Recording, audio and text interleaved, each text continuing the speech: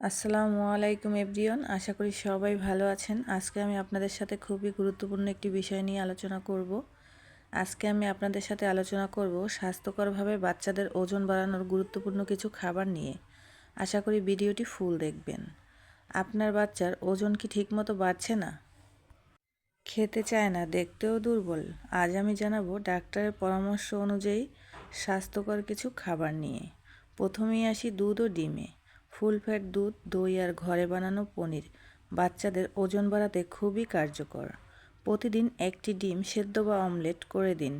এগুলো প্রোটিন ও ক্যালসিয়ামের চাহিদায় ভরপুর। ওজন বাড়াতে কার্বোহাইড্রেট খুব দরকার। ভাত, রুটি, সুজি বা ওটস বাচ্চাদের শরীরে শক্তি যোগায় এবং ধীরে ধীরে ওজন বাড়াতে সাহায্য করে। ফল ও বাদাম, কলা, আম, পেঁপে এই ফলগুলো ওজন বাড়াতে দারুণ কাজ করে। ফলের সাথে দুধ দিলে উপকার দ্বিগুণ।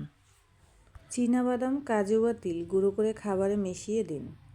মাছ, মাংস, ডাল। মাছ, মুরগির মাংস আর ডাল বাচ্চাদের পেশি গঠনে সাহায্য করে। সপ্তাহে অন্তত 3 থেকে 4 দিন রাখার চেষ্টা করুন। মনে রাখবেন, জোর করে খাওয়াবেন না, অল্প অল্প করে বারবার খাওয়ান। জাঙ্ক ফুড এড়িয়ে চলুন। ওজন না বাড়লে অবশ্যই শিশু বিশেষজ্ঞর পরামর্শ নিন। ভিডিওটি ভালো লাগলে অবশ্যই লাইক, কমেন্ট, শেয়ার করতে ভুলবেন না। আজ এ পর্যন্তই। সবাই ভালো থাকবেন। আল্লাহ হাফেজ।